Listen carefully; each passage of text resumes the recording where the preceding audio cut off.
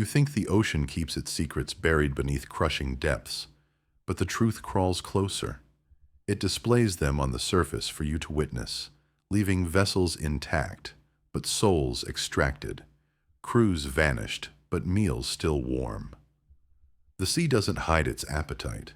It flaunts the evidence of what it consumes, daring you to explain the unexplainable, while knowing you'll drown in the attempt.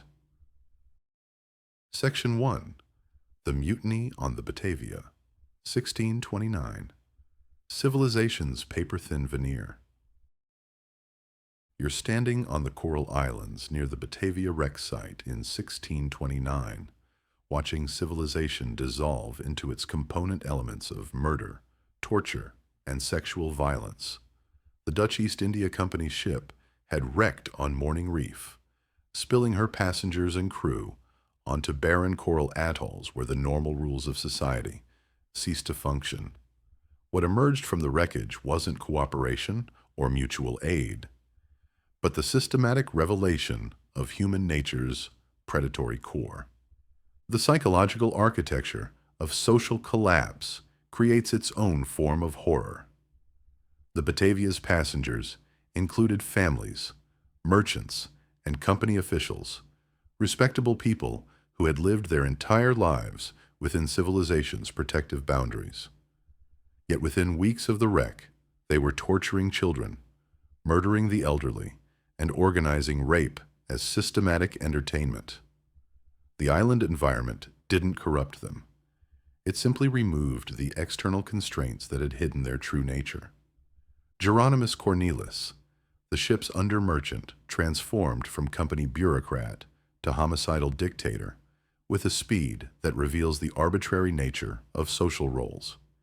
His leadership of the mutiny demonstrates how quickly rational authority can be replaced by charismatic violence. The Coral Atolls became his laboratory for exploring the limits of human degradation, with over 125 people murdered under his direction. The systematic nature of the violence defies explanation as temporary madness or survival desperation. The mutineers organized their killing methodically, selecting victims based on social class, physical attractiveness, and perceived usefulness. They created elaborate torture protocols, established rape schedules, and developed execution procedures that maximized suffering while minimizing resistance. The Coral Islands became a factory for human destruction. The psychological concept of environmental determinism suggests that certain locations actively promote human deterioration. The Batavia Islands provided complete isolation, limited resources, and no external authority. Conditions that stripped away social conditioning and revealed the predatory instincts that civilization normally suppresses. The Coral Atolls didn't cause the violence. They provided the perfect environment for its expression. The survival of detailed records creates a documentary horror that spans centuries.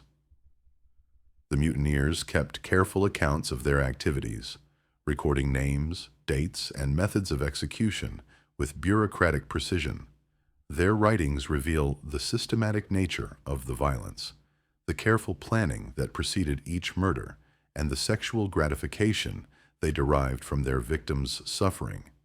The documents transform historical tragedy into pornographic evidence. The recursive horror emerges when you realize that the Batavia mutiny represents civilization's true nature rather than its aberration. The passengers and crew didn't become monsters. They revealed the monsters they had always been. The Coral Islands simply provided an environment where their predatory instincts could operate without social consequences. The wreck exposed civilization as a temporary arrangement rather than a permanent human achievement.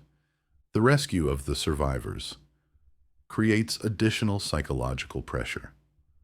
The few who lived through the mutiny had to return to Dutch society and pretend that their experiences could be integrated into normal life. They knew what their neighbors were capable of. having witnessed the dissolution of social bonds under pressure. The survivors carried the knowledge that civilization is always one disaster away from collapse. The geographic isolation of the coral atolls adds another layer of existential dread. The Batavia Islands sit hundreds of miles from any inhabited land, creating a perfect laboratory for human experimentation. The mutineers could explore the limits of violence without external interference, using isolation as a tool for psychological experimentation. The islands became a microscopic hell, populated by demons wearing familiar faces. Consider the implications. If civilized people can become systematic murderers within weeks of social collapse, what prevents similar transformation in any crisis situation? The Batavia mutiny suggests that human decency is a temporary condition maintained by external pressure rather than internal conviction. The coral atolls revealed that every person contains the potential for limitless cruelty. The trial records from the surviving mutineers provide insight into the psychological mechanisms of human degradation. The defendants showed no remorse, no recognition that their actions had been wrong, no understanding of why torture and murder required justification. They had crossed a psychological threshold where violence became natural rather than aberrant, where inflicting pain generated pleasure rather than guilt. The coral atolls remain, still isolated, still capable of hosting similar experiments in human nature.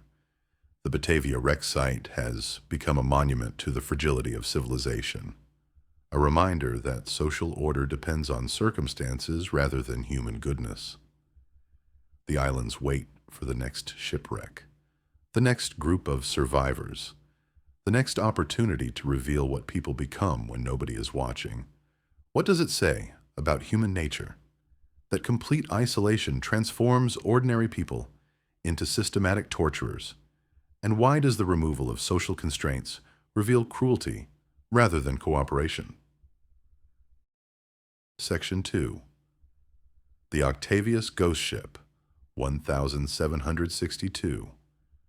Time's Perfect Preservation. You're reading the ship's log of the Herald, dated 1775, documenting the discovery of the Octavius frozen in Arctic ice, her crew preserved in perfect tableau of domestic life aboard a vessel that had been missing for 13 years. The captain sits at his desk, his wife lies in their cabin, and their child remains in her cot, a family preserved in ice, like specimens in a museum of human futility. The scene suggests that time itself can be frozen, that certain deaths transcend the normal progression from life to decay. The psychological horror of perfect preservation creates its own form of temporal vertigo. The Octavius's crew didn't decompose, didn't return to the elements, didn't complete the biological cycle that defines mortality. They exist in a state of suspended animation between life and death, their bodies intact, but their consciousness departed, challenging your understanding of what it means to be alive or dead. The Arctic represents the ultimate expression of temporal suspension. Temperatures so extreme that biological processes cease, creating environments where the normal rules of decay become irrelevant. The Octavius became a time capsule, preserving not just bodies, but the exact moment of death, the precise instant when consciousness departed and left only frozen matter behind. The psychological concept of temporal displacement describes the disorientation that occurs when encountering the past, preserved in the present. The Octavius's crew exists simultaneously in their own time and in yours, creating a paradox that challenges linear understanding of death and time.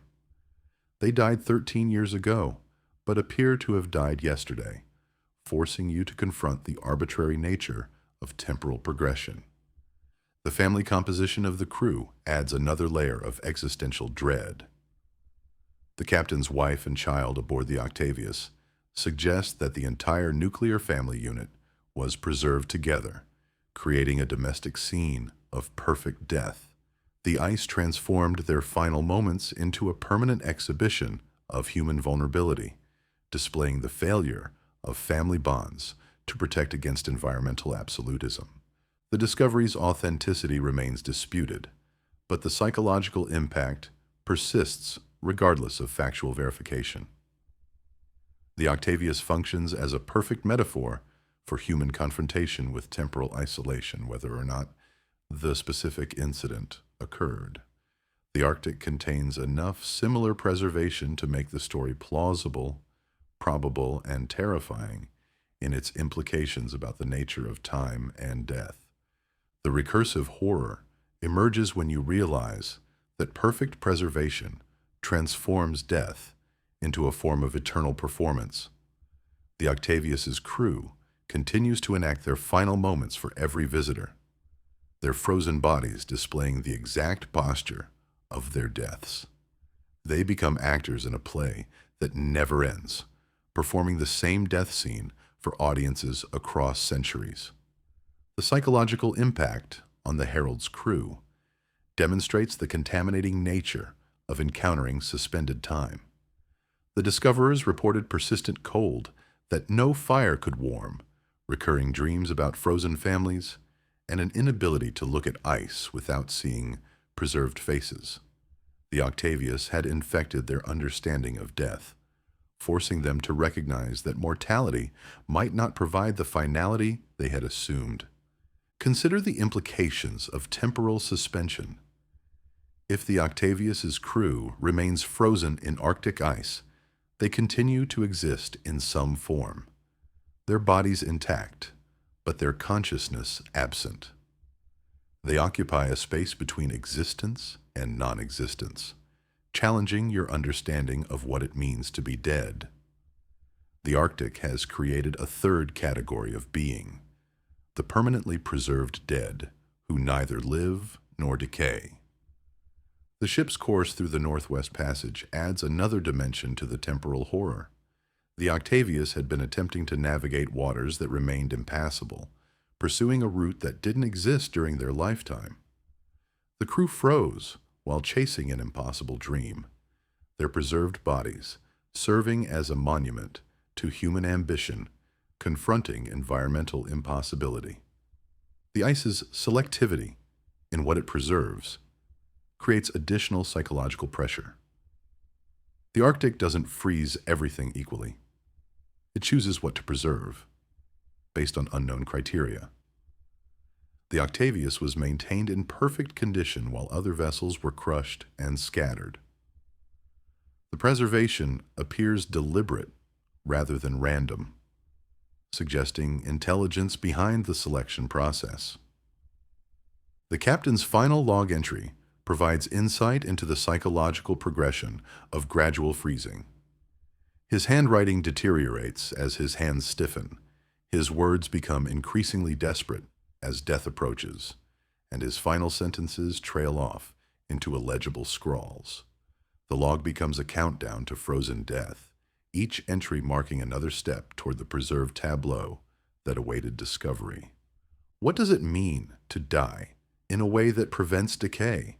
And why does the Arctic choose to preserve certain human failures as permanent exhibitions? Section 3. The Vanishing of the Patriot, 1813. Political Bloodlines Termination. You're tracing the final voyage of the Patriot in 1813, carrying Theodosia Burr, daughter of Aaron Burr, toward a reunion with her father that would never occur. The schooner vanished somewhere between Georgetown and New York, erasing one of America's most prominent political bloodlines in a single maritime disaster.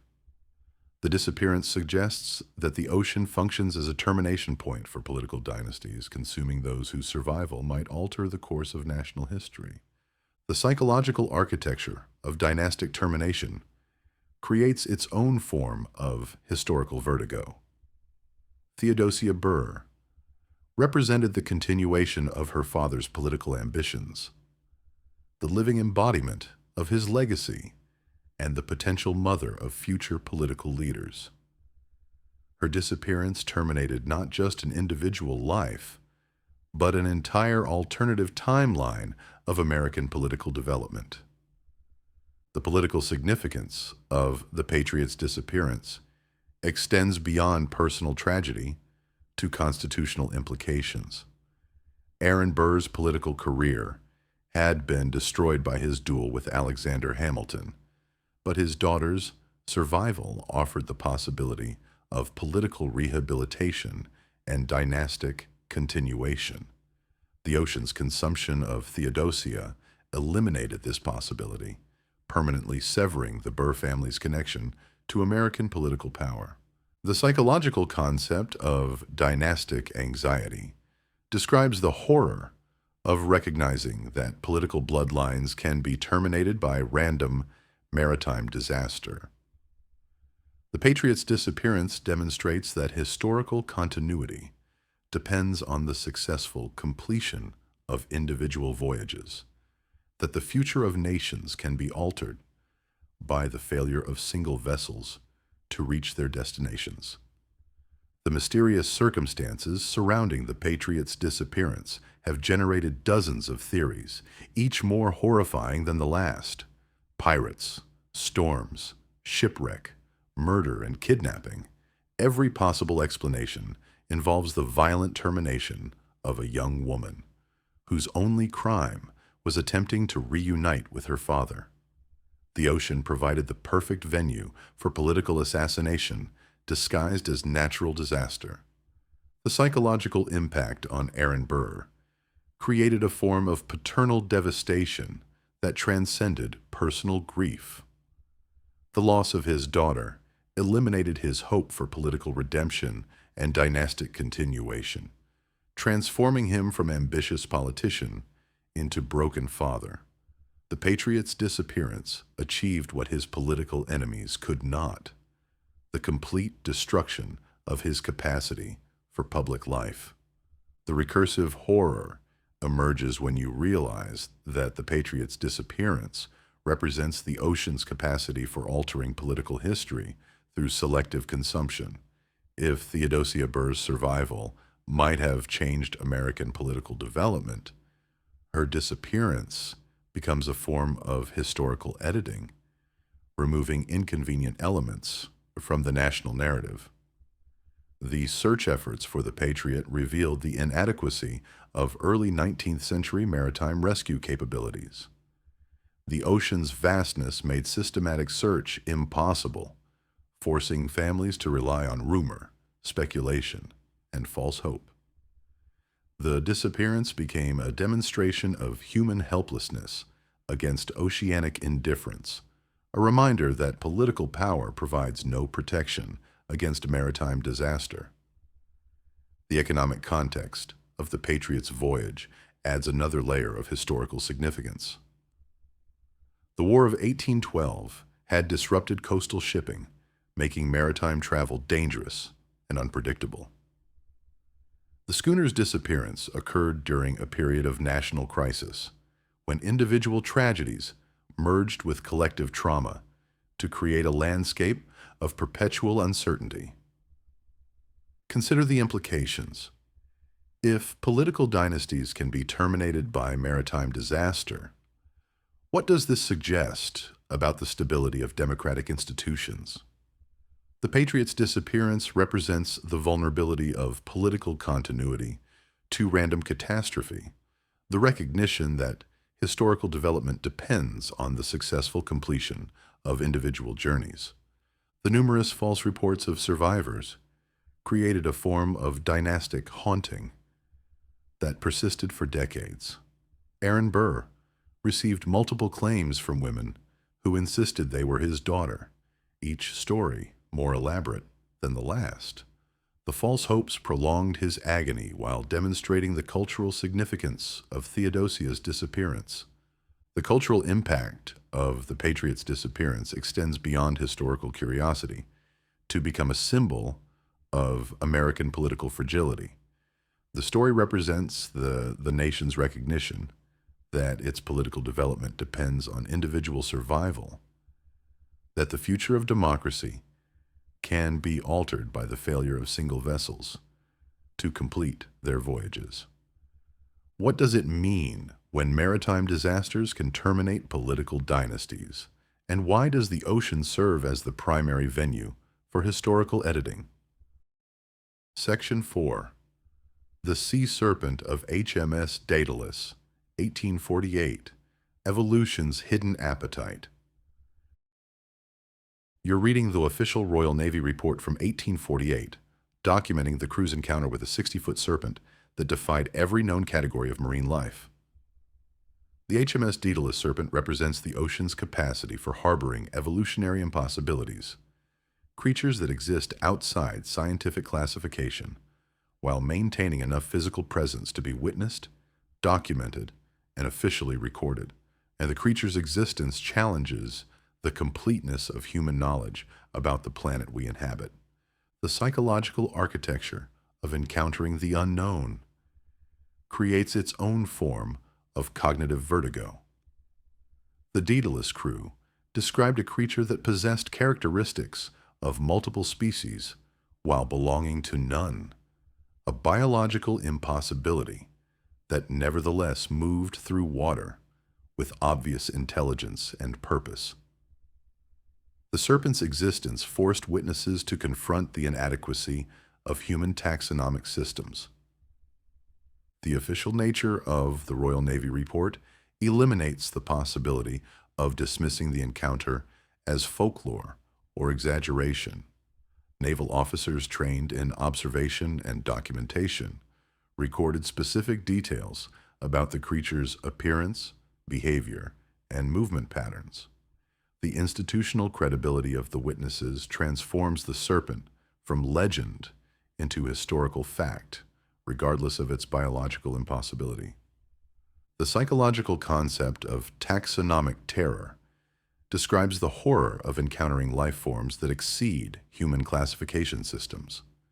The Daedalus serpent possessed characteristics that challenged evolutionary theory, suggesting that the ocean harbors creatures that developed along biological pathways unknown to science. The creature's existence implies that human understanding of life on Earth is fundamentally incomplete. The serpent's size defies the biological constraints that govern known marine life. A 60-foot creature requires massive caloric intake, extensive habitat range, and complex social structures for reproduction and survival. Yet the ocean provides no evidence of a population large enough to sustain such organisms, suggesting that the serpent exists in violation of ecological principles. The creature's behavior during the encounter suggests intelligence that exceeds simple predatory response. The serpent observed the HMS Daedalus with obvious curiosity, maintaining distance while studying the vessel and crew. The interaction implies cognitive capacity that challenges assumptions about marine intelligence, suggesting that the ocean harbors consciousness that rivals or exceeds human capabilities. The recursive horror emerges when you realize that the Daedalus serpent represents the ocean's capacity for concealing evolutionary impossibilities.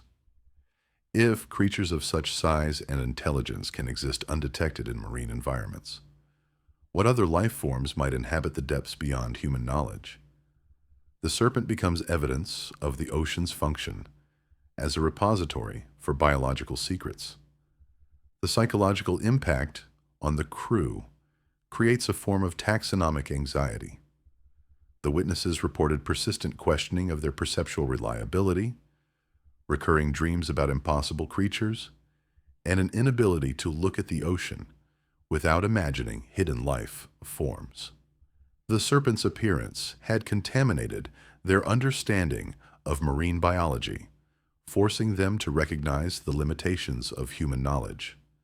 The official investigation following the encounter reveals the institutional difficulty of processing impossible information. The Royal Navy could document the sighting, but could not explain it, creating a permanent record of institutional ignorance. The serpent's existence became a monument to the limits of governmental knowledge, a reminder that official authority cannot explain everything. Consider the implications. If the ocean harbors creatures that exist outside human classification systems, what does this suggest about the completeness of scientific knowledge? The Daedalus serpent represents the possibility that Earth's biosphere contains evolutionary pathways that exceed human understanding, that life itself is more diverse and mysterious than scientific education assumes. The serpent's apparent rarity makes each sighting feel personally significant, as if the creature selects specific witnesses for revelation. The encounters develop a sense of cosmic importance, believing they've been chosen to observe something hidden from most humans. The exclusivity of the experience transforms it from biological observation into spiritual encounter. The centuries-spanning nature of sea serpent sightings creates a historical pattern that transcends individual maritime encounters. The creatures appear to be permanent fixtures of ocean travel, supernatural constants that connect past and present maritime mysteries. They become threads, linking all oceanic impossibilities across time, suggesting that marine environments function as reservoirs for biological anomalies. What does it mean when the ocean conceals evolutionary impossibilities? And why do these creatures choose to reveal themselves to specific human witnesses? Section 5. The Mystery of the Mary Celeste, 1872. Perfect Abandonment.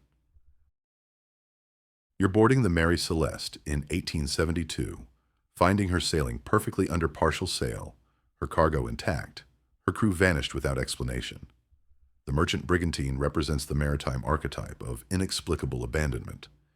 A vessel so thoroughly evacuated that she appears to have been surgically extracted of human presence while maintaining perfect operational condition. The scene suggests that consciousness can be selectively removed from physical reality without disturbing the material framework that contained it. The psychological architecture of perfect abandonment creates its own form of existential terror. The Mary Celeste's crew didn't simply disappear. They were removed with surgical precision, leaving behind a floating museum of interrupted life. Half-finished meals, personal belongings, and navigational instruments remained undisturbed, suggesting that the evacuation occurred instantaneously rather than gradually. The cargo of denatured alcohol remained intact and properly secured, eliminating the possibility of explosion or fire as explanations for the crew's disappearance. The toxic nature of the cargo should have created hazardous conditions that might explain abandonment, yet the ship's ventilation systems functioned normally and showed no signs of contamination. The cargo became a red herring that deepened rather than resolved the mystery. The psychological concept of selective extraction describes the impossible precision with which the crew disappeared. The Mary Celeste's human occupants were removed while leaving every trace of their presence intact, suggesting either supernatural intervention or the temporary presence of intelligence capable of discriminating between conscious and unconscious matter. The ship's lifeboat was missing, suggesting that the crew had abandoned ship voluntarily, rather than through external force. Yet the Mary Celeste remained seaworthy and showed no signs of distress that would justify abandonment. The missing lifeboat creates a paradox. Why would experienced sailors choose the certainty of death in a small boat over the safety of a large vessel? The captain's family was aboard the Mary Celeste, including his wife and young daughter, adding domestic tragedy to maritime mystery. The disappearance of an entire family unit suggests that Whatever caused the abandonment affected adults and children equally, eliminating the possibility that only crew members were involved in the decision to leave. The recursive horror emerges when you realize that the Mary Celeste represents the possibility of perfect human erasure.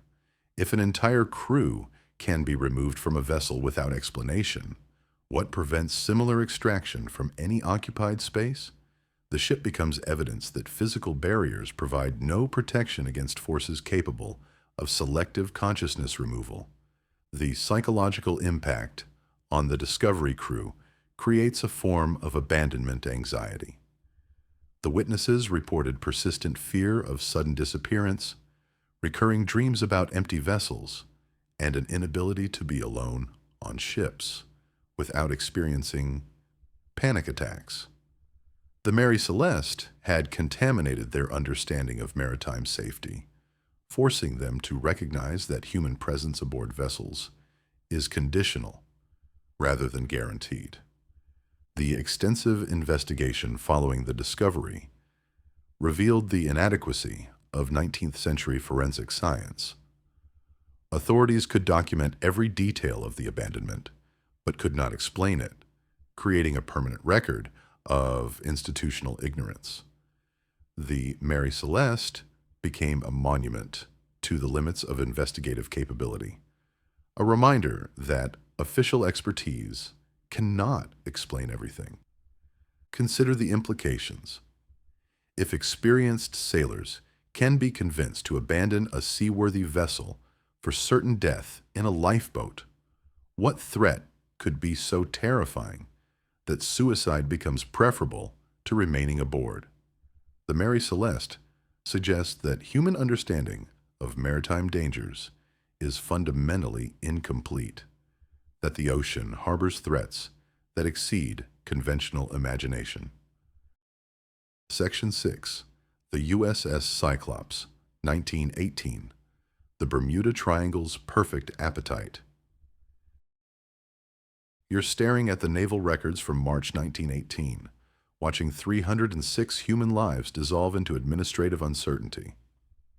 The USS Cyclops, a massive naval cargo vessel, simply ceased to exist somewhere between Barbados and Baltimore. No distress signal, no debris field, no witnesses, just the sudden absence of 540 feet of steel and everyone aboard her. The bureaucratic language of the official report cannot disguise the metaphysical vertigo.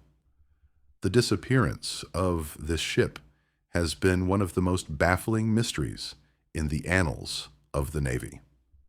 The psychological weight of this erasure multiplies when you realize the Cyclops wasn't some fragile merchant vessel.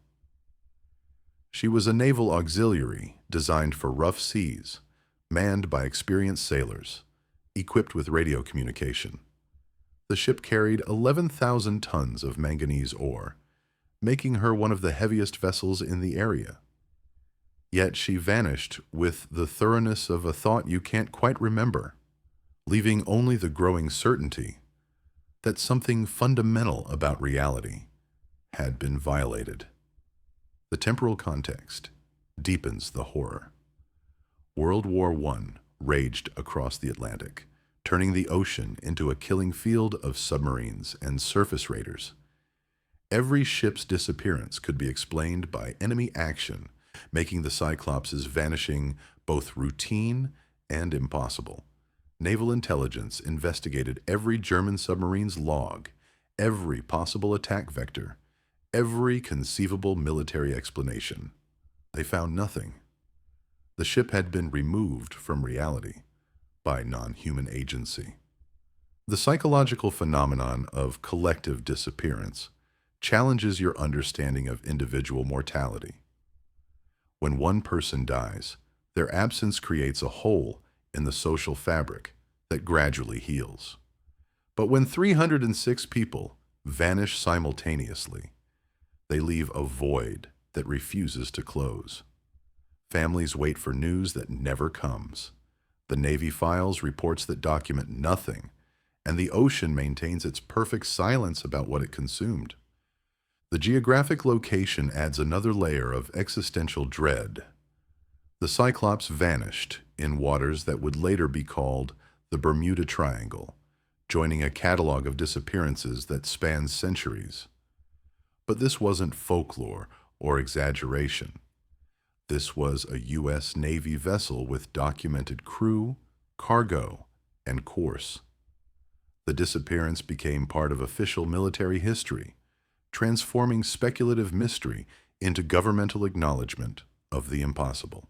Consider the recursive implications. If the U.S. Navy cannot explain the loss of its own vessel, what authority can you trust to define the boundaries of the possible?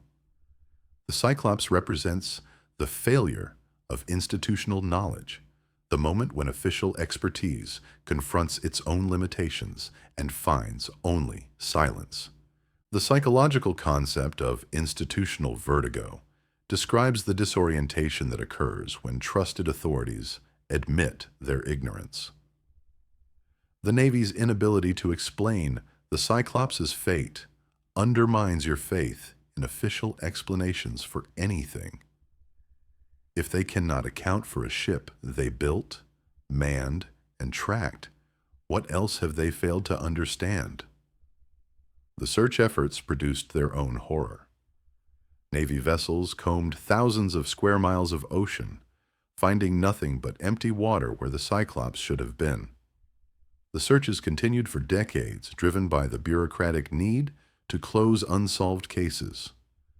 But the ocean kept its perfect record of providing no evidence, no closure, no explanation. The families of the lost crew experienced a unique form of grief. Psychologists call ambiguous loss, mourning without confirmation, closure without bodies, certainty without evidence. They knew their loved ones were gone, but not how, not when, not where. The absence of information became its own form of torture, forcing them to imagine infinite possibilities while knowing none could be verified. The recursive horror deepens when you realize that the Cyclops' disappearance proves the ocean's ability to completely erase human presence. Every ship that follows her route does so with the knowledge that successful passage is not guaranteed by logic, preparation, or naval protection. The Triangle has demonstrated its appetite for military vessels, suggesting that even institutional power cannot guarantee safe passage through certain waters. What force can make 306 people and 540 feet of steel cease to exist without leaving a trace of their dissolution? Section 7. The SS Baichimo, 1931 to 1969. Automated wandering. You're tracking the SS Baichimo across 38 years of aimless Arctic wandering, watching her drift through ice fields without crew, without purpose, without destination. The cargo vessel became a ghost ship in 1931 when her crew abandoned her to the ice, expecting the Arctic to claim her within months. Instead, she escaped and began an eternal journey through polar waters, appearing and disappearing like a mechanical specter that refuses to accept its own obsolescence. The psychological architecture of purposeless motion creates its own form of existential dread. The Baichimo continues performing the basic functions of a ship, floating, moving, responding to wind and current, while completely lacking the human intention that gives these actions meaning. She becomes a monument to mechanical persistence, demonstrating that physical systems can continue operating long after their original purpose has been abandoned. The Arctic's treatment of the Baichimo defies normal patterns of destruction. The ice that crushes most vessels somehow releases her repeatedly, freeing her from frozen imprisonment to continue her meaningless journey. The polar environment appears to have adopted the ship, nurturing her continued existence while destroying every other human artifact that enters its domain. The relationship suggests collaboration rather than natural process. The psychological concept of purposeless persistence describes the horror of observing systems that continue functioning without reason. The Baichimo's endless wandering forces you to confront the possibility that meaning is entirely human construct, that the universe operates through mechanical processes that require no justification or goal. The ship becomes a floating demonstration of cosmic indifference. The sightings of the Baichimo across decades create a catalog of human encounters with the impossible. Eskimo hunters report seeing her trapped in ice, then discovering empty water where she had been. Pilots flying over the Arctic spot her sailing through impossible channels, then find no trace when they return with rescue crews. The ship appears to exist in a state of quantum uncertainty, simultaneously present and absent, depending on who observes her. The recursive horror emerges when you realize that the Baichimo represents the ultimate expression of human obsolescence. She continues operating without human crew, navigating without human guidance, surviving without human maintenance. The ship has transcended her need for human involvement, becoming a self-sustaining system that mocks the importance of her creators. The psychological impact on Arctic explorers creates a form of inherited trauma. Researchers who study the Baichimo's sightings report persistent anxiety about mechanical independence, recurring dreams about unmanned vessels, and an inability to trust automated systems. The ship's fate has contaminated the entire concept of human-machine cooperation, introducing uncertainty into what should be predictable relationships. The cargo still aboard the Baichimo adds another layer of meaninglessness to her journey. The ship carries supplies that will never be delivered, equipment that will never be used, cargo that has become as purposeless as the vessel that transports it. The materials continue their journey without destination, transforming commerce into abstract motion. Consider the implications. If a ship can operate independently for decades without human intervention, what prevents other machines from achieving similar autonomy? The Baichimo suggests that human control over our technological creations is more tenuous than we assume, that our machines might possess capabilities we never intended to give them. The Arctic's vastness provides the perfect environment for the Baichimo's endless wandering. The polar regions contain enough space for infinite motion without destination, enough isolation to prevent human interference, enough hostility to eliminate competing vessels. The ship has found her perfect habitat, a place where purposeless movement becomes a form of existence. The last confirmed sighting of the Baichimo occurred in 1969, but reports continue to surface from Arctic travelers who claim to have seen her sailing through impossible waters. The ship has become a legend that refuses to die, a ghost story that manifests in physical reality. Her continued existence challenges the boundary between folklore and fact, suggesting that some mysteries transcend the need for verification. What does it mean when human creations achieve independence from their creators? And why does the Arctic nurture mechanical persistence while destroying human ambition? Section 8. The L8 Blimp Disappearance, 1942. Gravity's Selective Appetite. You're watching the L8 blimp crash land on a San Francisco street in 1942. Its gondola intact but empty. Its crew of 2 vanished from an aircraft that should have been impossible to exit in flight. The blimp's gentle descent mocks the violence of the disappearance, its soft landing contrasting with the hard fact that 2 men simply ceased to exist somewhere between takeoff and impact. The aircraft's survival makes the crew's absence more, rather than less, mysterious. The psychological architecture of the impossible creates its own form of terror. The L8 blimp couldn't be exited safely during flight. The crew compartment was sealed, The aircraft was traveling at altitude, and the parachutes remained unused in their storage compartments.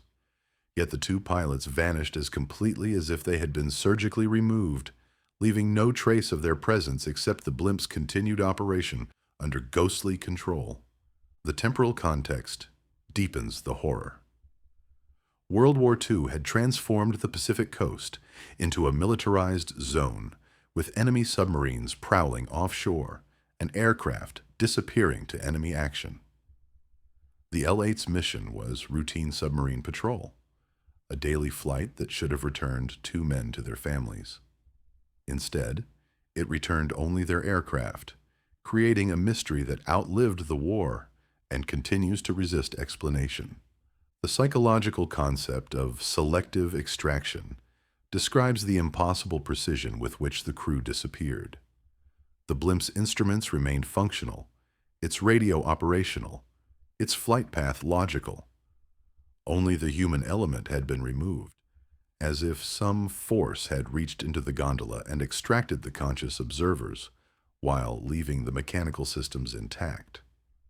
The selectivity suggests intelligence rather than random disaster.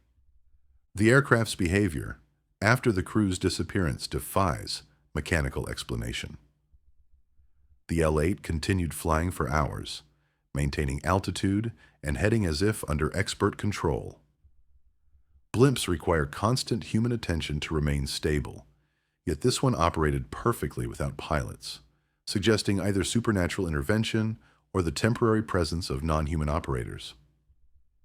The investigation revealed details that make rational explanation impossible. The blimp's log showed normal entries until the moment of disappearance, with no indication of emergency or unusual circumstances. The radio had been used for routine communication just before the crew vanished, suggesting the disappearance occurred instantaneously rather than gradually. The precision of the timing eliminates most conventional explanations. The recursive horror emerges when you realize that the blimp's survival serves as perfect evidence of the impossible. The aircraft's gentle landing demonstrated that mechanical systems continued functioning normally, even as human consciousness was extracted. The L-8 became a proof of concept for selective disappearance, showing that reality can be edited with surgical precision. The psychological impact on military aviation creates a form of inherited trauma. Pilots who studied the L-8 case reported persistent anxiety about crew integrity, obsessive checking of safety equipment, and recurring dreams about empty cockpits. The blimp's fate had contaminated the entire concept of safe flight, introducing uncertainty into what should have been routine operations. The unused parachutes add another layer of impossibility to the mystery. The crew's survival equipment remained in perfect condition, suggesting they had neither time nor opportunity to attempt escape. The parachute's presence eliminates the possibility of planned abandonment, forcing you to accept that the crew disappeared without any intention of leaving their aircraft. Consider the implications. If 2 men can be extracted from a sealed aircraft without disturbing its operation, what prevents similar extraction from any enclosed space? The L-8 suggests that physical barriers provide no protection against certain forms of threat, that walls and windows and locked doors are meaningless against forces that can reach through matter itself. The blimp's continued service after the incident creates additional psychological pressure. The Navy refurbished the L-8 and returned it to active duty, as if the aircraft's participation in impossible events had no bearing on its mechanical reliability. Other crews flew the same gondola, where 2 men had vanished, sitting in seats that had been mysteriously emptied, operating controls that had somehow continued functioning without human hands. The geographic location adds another dimension to the mystery. The L-8 vanished over waters that have claimed numerous aircraft and vessels, suggesting that certain areas of ocean actively consume human presence while preserving the vehicles that carry them. The Pacific coast becomes a feeding ground for forces that hunger, specifically for consciousness rather than matter. What intelligence can selectively extract human consciousness from sealed aircraft while leaving mechanical systems operational? And why does it choose to preserve the vehicles as evidence of its capability? Section 9. The SS Orang Medan, late 1940s. Death's Perfect Expression.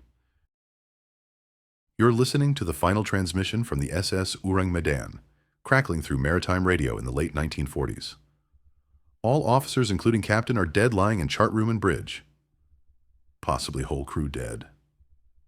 Then, after a pause that stretches into eternity, I die. The radio falls silent, leaving you to contemplate the impossible logistics of a dying man's final bureaucratic report. The rescue ships found exactly what the transmission promised. A crew frozen in expressions of absolute terror, their faces twisted into masks of horror so profound that seasoned sailors wept at the sight. But here's where your rational mind begins its systematic dissolution. The bodies showed no signs of violence, no wounds, no obvious cause of death. They simply died of fear itself, as if terror could stop the human heart through pure psychological force. The physiological reality of fear-induced death is well documented in medical literature. Extreme terror triggers massive catecholamine release, flooding the system with adrenaline and noradrenaline until the heart literally tears itself apart. But this requires a stimulus so profoundly threatening that the mind chooses death over continued perception. What did the crew of the Orang Medan see that made non-existence preferable to awareness? The psychological concept of mortal terror describes the precise moment when the human psyche recognizes something fundamentally incompatible with its continued existence.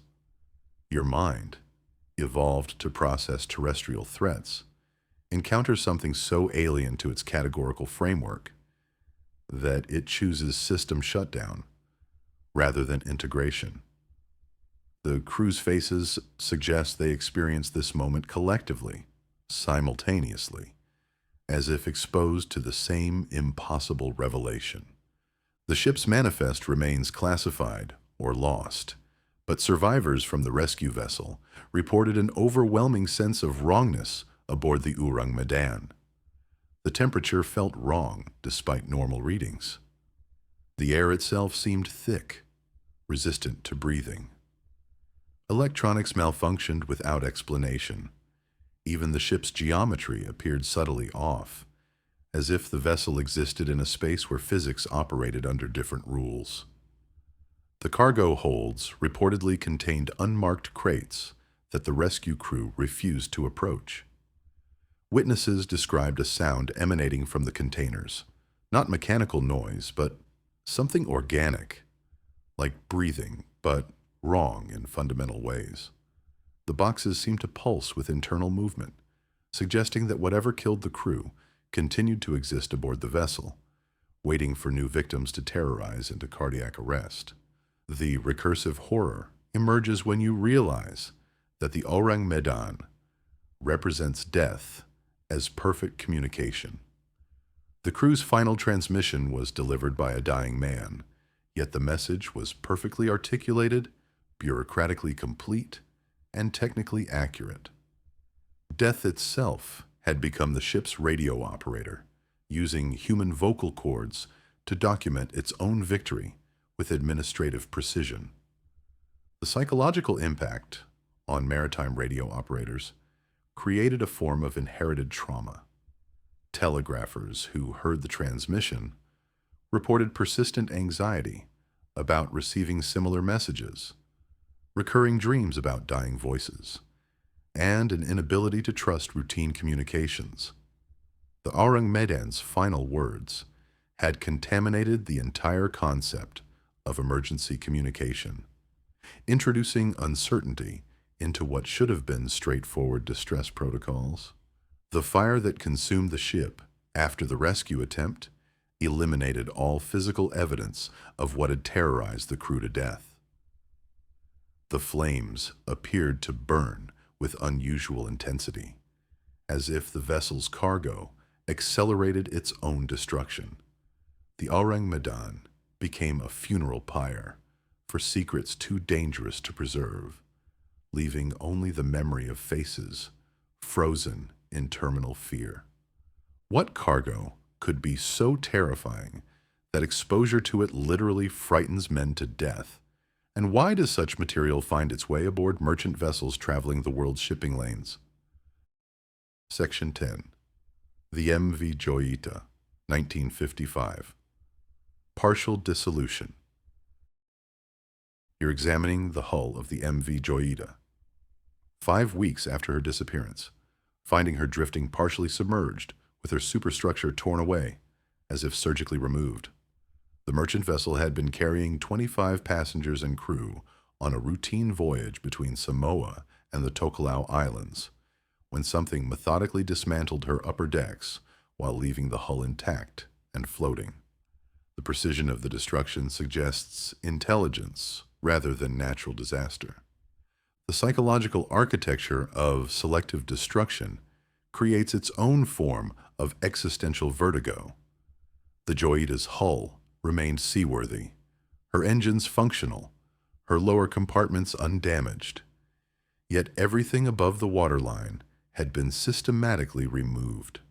Bridge, cabins, cargo superstructure, as if something had performed careful surgery on the vessel while she remained afloat.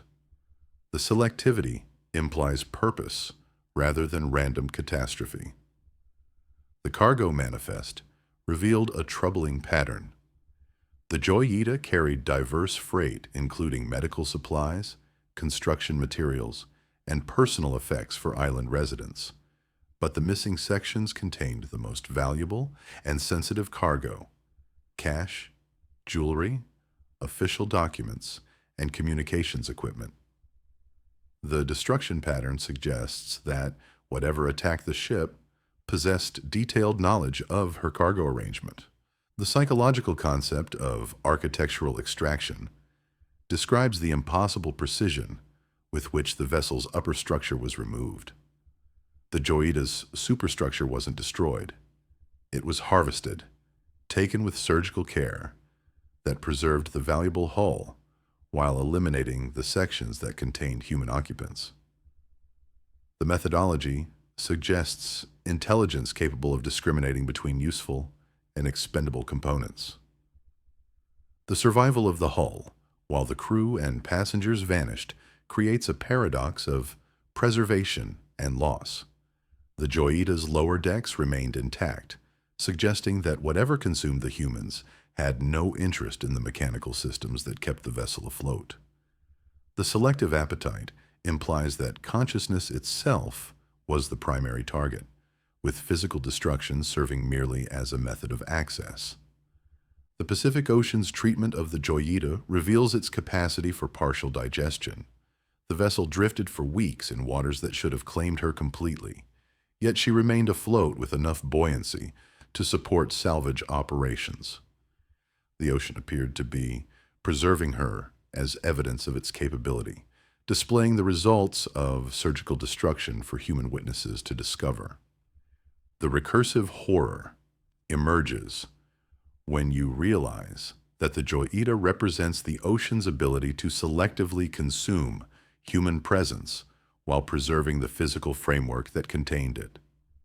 The vessel became a floating demonstration of consciousness extraction, proof that intelligence can be removed from matter without destroying the underlying structure. The psychological impact on Pacific maritime crews creates a form of architectural anxiety. Sailors who studied the Joyita case reported persistent fear of upper deck spaces, compulsive checking of superstructure integrity, and recurring dreams about ships being systematically dismantled around them. The vessel's fate had contaminated the entire concept of maritime architecture, introducing uncertainty into what should have been trusted design principles. The investigation revealed details that make conventional explanation impossible. The Joyida's hull showed no signs of collision, explosion, or weather damage. The superstructure had been removed with precision that exceeded human salvage capability, suggesting either supernatural intervention or the temporary presence of technology beyond current understanding. Consider the implications. If a ship's upper structure can be surgically removed while passengers and crew are aboard, what prevents similar extraction from any maritime vessel? The Joyita suggests that ship design provides no protection against forces capable of architectural discrimination, that the boundaries between safe and unsafe spaces are arbitrary and meaningless. The salvage attempts produced their own horror. Recovery crews reported that the hull felt fundamentally wrong, that the remaining structure seemed to exist in a state of architectural uncertainty. The Joyita had become a monument to the possibility of partial existence, a vessel that was simultaneously complete and incomplete, functional and impossible. What intelligence can perform surgical removal of ship superstructure while preserving the hull and eliminating human occupants? And why does it choose to leave evidence of its architectural capabilities? Section 11. The SS Poet, 1980. Corporate Dissolution. You're reading the final telex from the SS Poet, transmitted on October 24, 1980, a routine position report that gives no indication the cargo vessel and her crew of 34 would simply cease to exist somewhere in the North Atlantic. The ship vanished during a voyage from Philadelphia to Port Said, carrying corn grain that would never reach its destination, dissolving into administrative uncertainty that persists decades later. The psychological architecture of corporate disappearance creates its own form of bureaucratic horror. The Poet wasn't an aging tramp steamer, but a modern cargo vessel operated by a major shipping company, equipped with contemporary communication systems and navigational equipment. Her disappearance represents the failure of corporate oversight, the recognition that modern maritime infrastructure cannot guarantee the survival of vessels it claims to monitor. The cargo of grain creates additional psychological pressure. The Poet carried food intended to feed populations, agricultural products that represent human civilization's most basic necessity. The ship's disappearance eliminated not just the vessel and crew, but the sustenance they carried, transforming the loss from individual tragedy into collective hunger. The ocean had consumed both the producers and the product, breaking the chain of human nourishment. The psychological concept of systematic erasure describes the thoroughness with which the Poet vanished.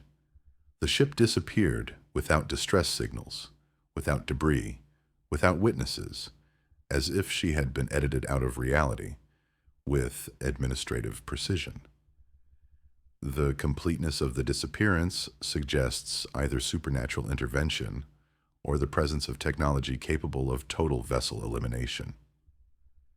The search efforts revealed the inadequacy of modern maritime rescue capabilities.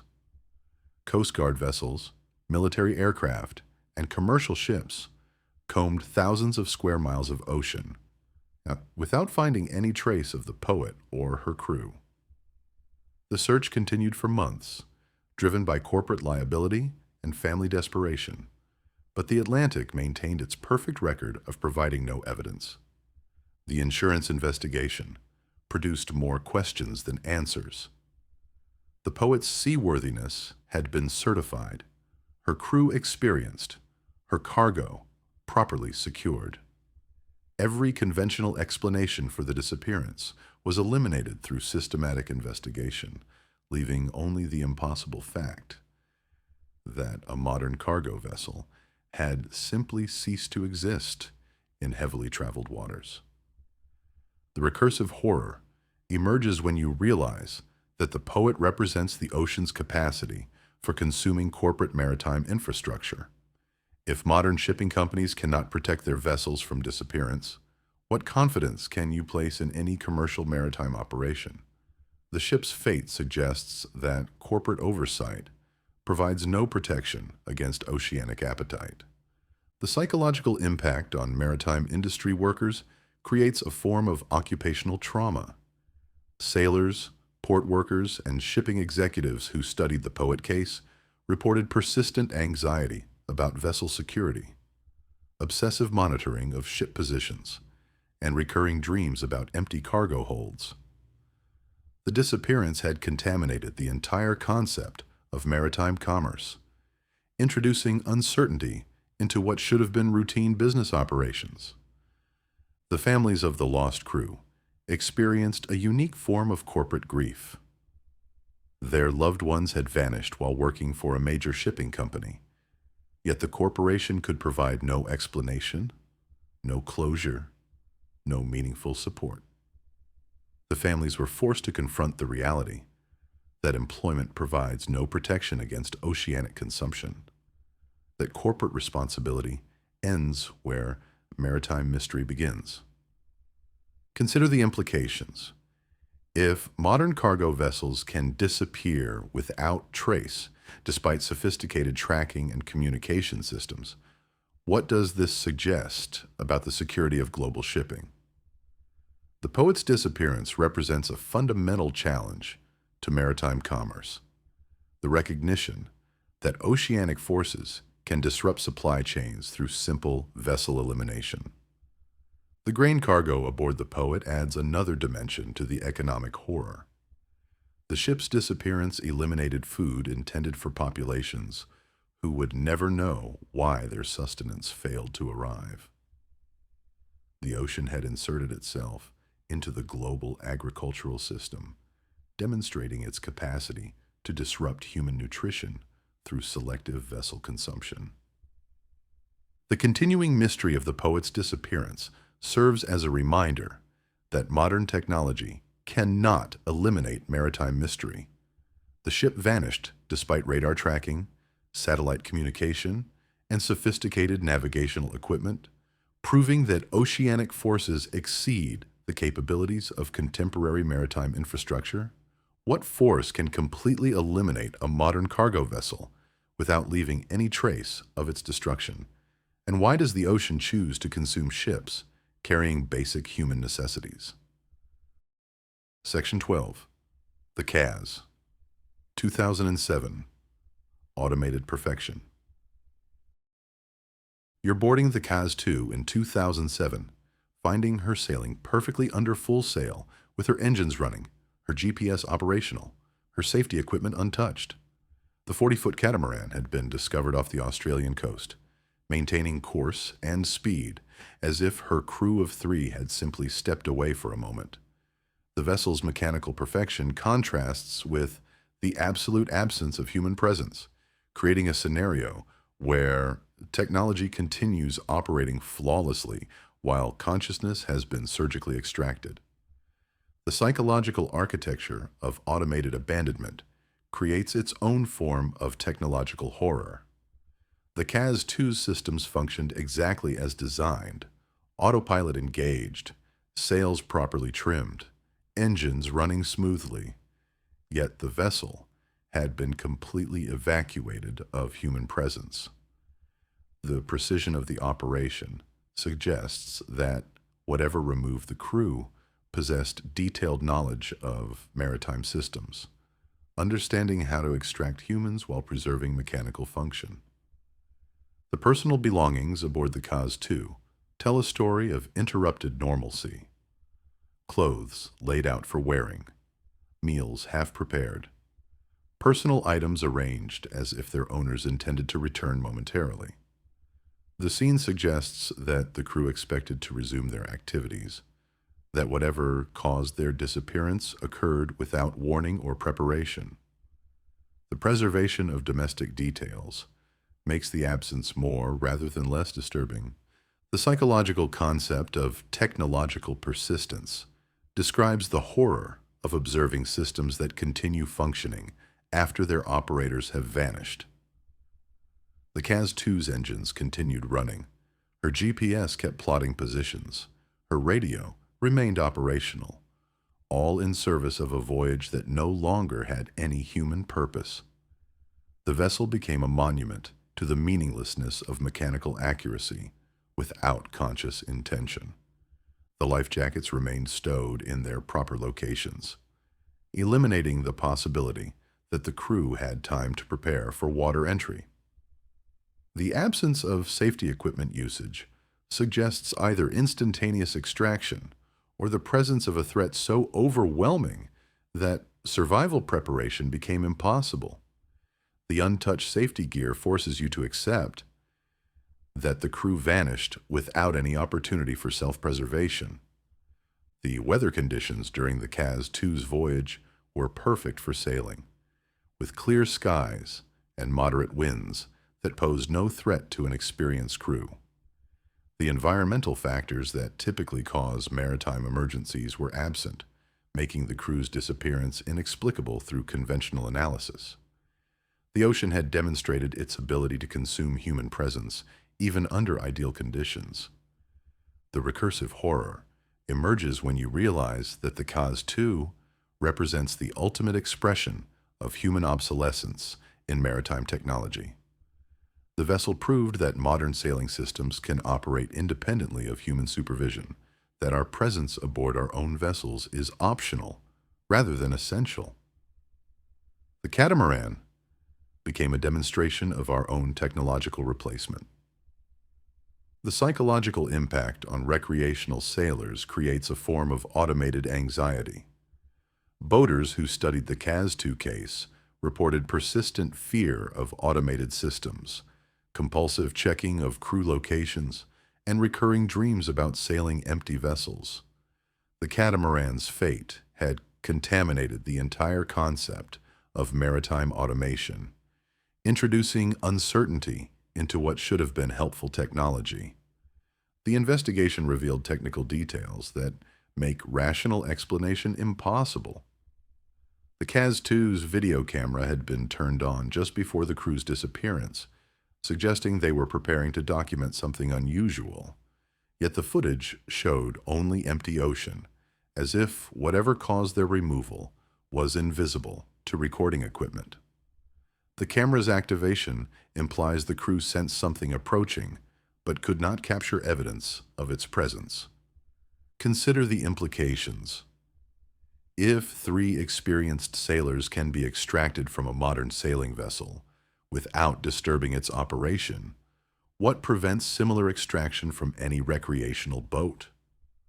The Kaz II suggests that maritime technology provides no protection against forces capable of selective human removal, that automated systems can become vehicles for our own obsolescence. The catamaran's continued sailing after the crew's disappearance creates additional psychological pressure. The vessel maintained course for days, performing exactly as designed while carrying no human passengers. The Kaz II became a ghost ship in real time, demonstrating that the boundary between manned and unmanned operation is more tenuous than recreational sailors assume. The perfect preservation of the vessel's systems serves as evidence of the impossible. The Kaz II's mechanical integrity proves that whatever removed the crew possessed the precision to extract human presence without damaging sophisticated sailing equipment. The selectivity implies intelligence rather than natural disaster, consciousness rather than random catastrophe. What technology can selectively extract human crew from modern sailing vessels while preserving automated systems in perfect working order? And why does it choose to demonstrate this capability through recreational boat operations? Section 13. The MS München, 1978. Structural impossibility. You're examining the few recovered pieces of the MS München, a 261-meter cargo vessel that simply broke apart in the North Atlantic during what should have been routine heavy weather.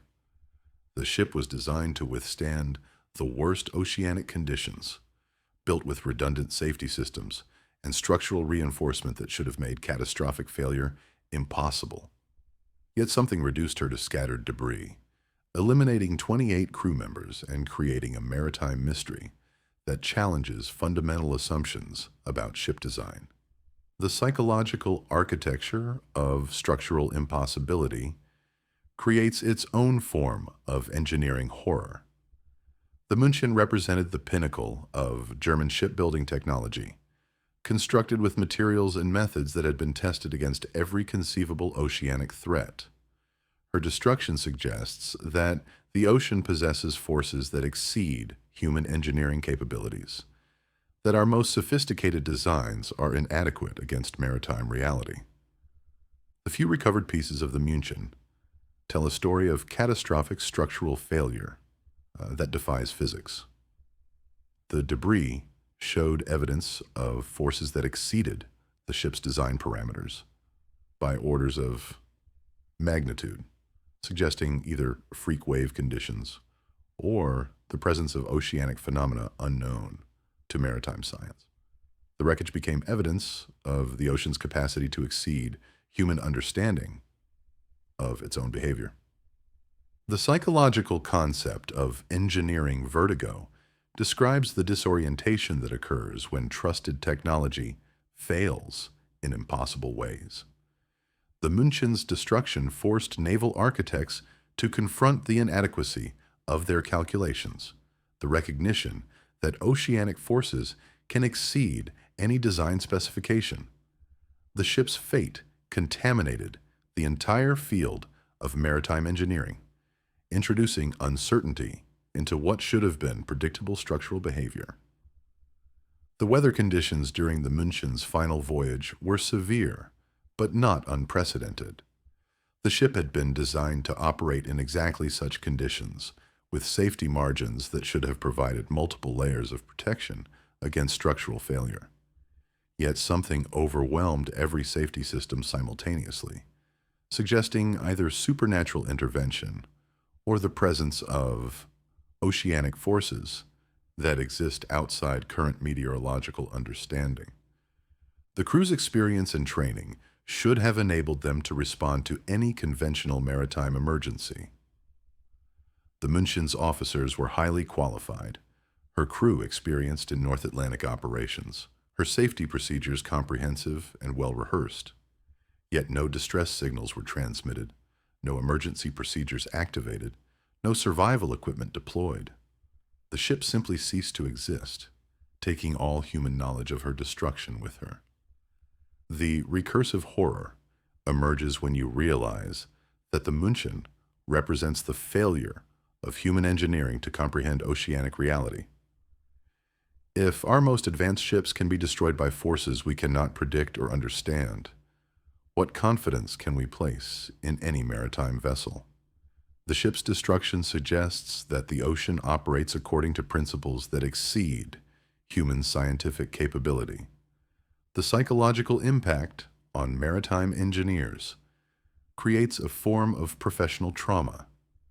Naval architects who studied the München case reported persistent anxiety about structural calculations, obsessive reviewing of safety specifications, and recurring dreams about catastrophic ship failures.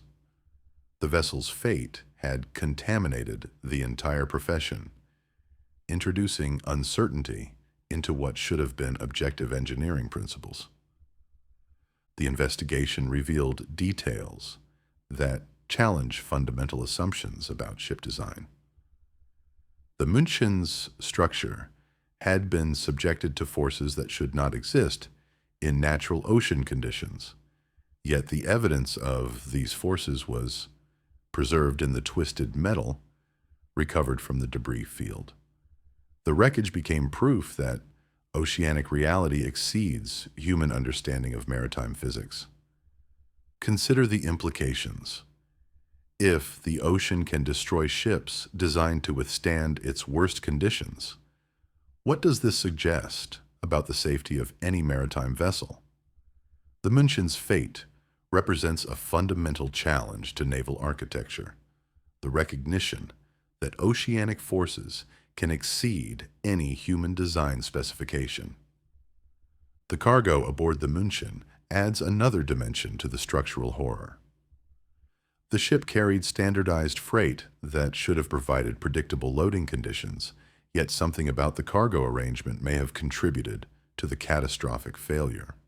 The possibility suggests that even routine commercial loading can create conditions that exceed ship design parameters.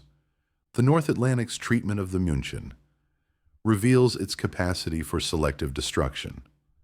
The ocean eliminated the ship completely while preserving just enough debris to document the impossibility of her destruction. The selective preservation suggests intelligence rather than random catastrophe, consciousness rather than natural disaster. What oceanic forces can destroy ships designed to withstand the worst maritime conditions, and why does the ocean choose to preserve evidence of its capability to exceed human engineering? Section 14. The M.V. Salem, 1979. Economic evaporation. You're reading the insurance files from 1979, documenting the disappearance of the M.V. Salem, a bulk carrier that vanished somewhere in the Indian Ocean while carrying a cargo of iron ore worth millions of dollars. The vessel represented a significant economic investment, insured for substantial sums, and tracked by multiple parties with financial interests in her safe arrival. Yet she dissolved into administrative uncertainty, taking with her not just human lives, but the economic calculations that depend on predictable maritime commerce. The psychological architecture of economic evaporation creates its own form of financial horror. The Salem's disappearance eliminated not just the vessel and crew, but the complex web of economic relationships that surrounded her voyage. Cargo owners, shipping companies, insurance providers, and port authorities all found their carefully calculated investments reduced to worthless paper, their economic models challenged by the ocean's refusal to honor commercial contracts. The cargo of iron ore creates additional psychological pressure. The Salem carried raw materials essential for global steel production, resources that would never reach their intended destinations. Her disappearance disrupted industrial supply chains, forcing manufacturers to seek alternative sources while absorbing the economic impact of sudden scarcity. The ocean had inserted itself into global commerce, demonstrating its capacity to disrupt human economic activity through selective vessel consumption. The psychological concept of commercial dissolution describes the horror of recognizing that maritime commerce depends on oceanic cooperation rather than human control. The Salem's disappearance forced shipping companies to confront the reality that their business models assume oceanic compliance with human schedules, that their profit calculations depend on the sea's willingness to allow safe passage. The insurance investigation produced more questions than answers. The Salem's seaworthiness had been certified, her crew experienced, her cargo properly secured and documented. Every conventional explanation for the disappearance was eliminated through systematic investigation, leaving insurance companies to pay claims for losses they could not explain or prevent.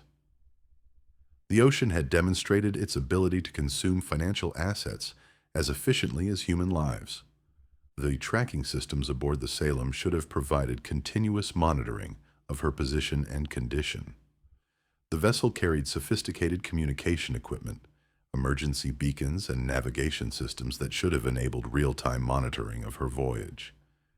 Yet all systems failed simultaneously, suggesting either coordinated technical failure or the presence of forces capable of disabling multiple electronic systems.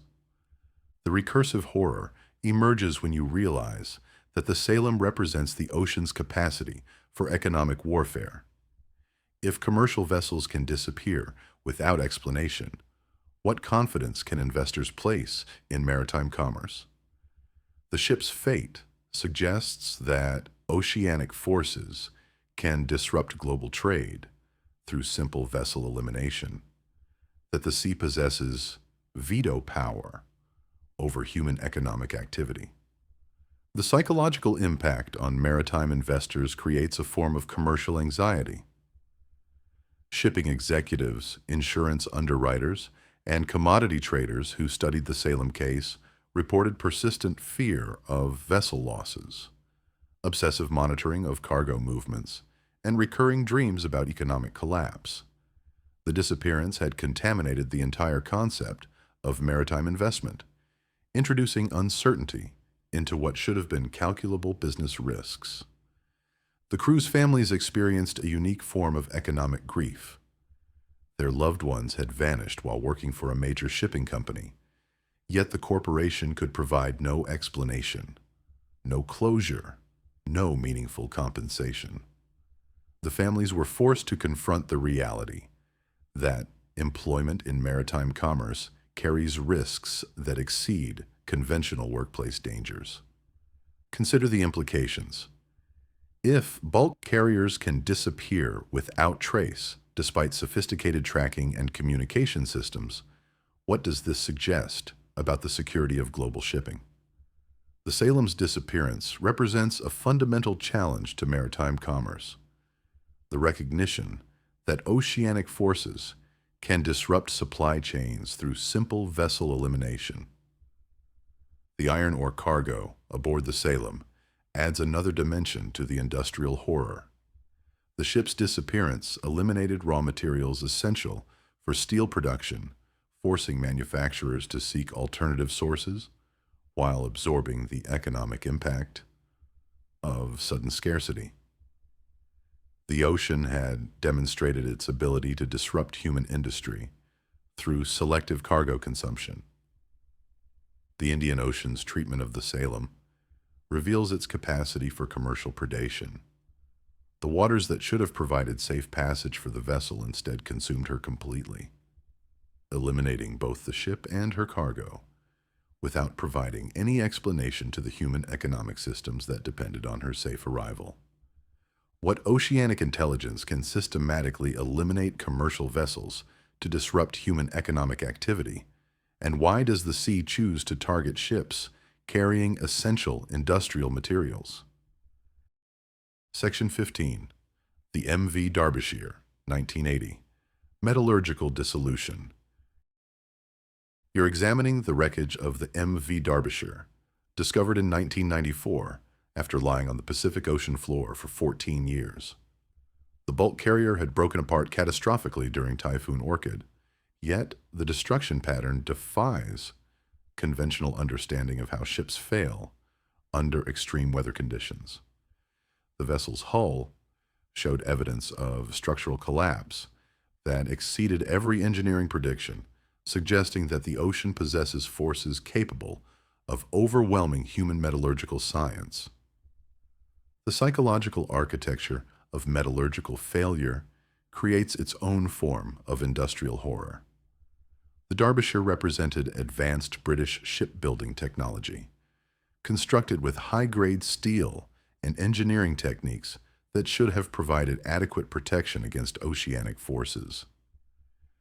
Her destruction suggests that human understanding of material science is fundamentally inadequate for marine applications, that our strongest metals are insufficient against oceanic reality.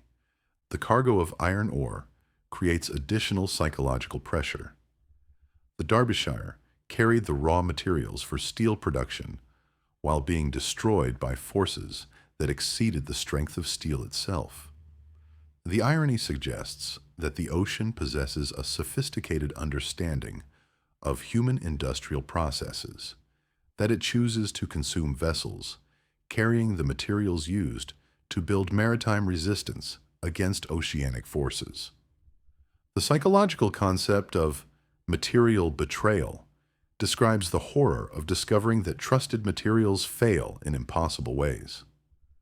The Derbyshire's steel hull, designed to withstand oceanic stresses, simply disintegrated under conditions that should have been survivable.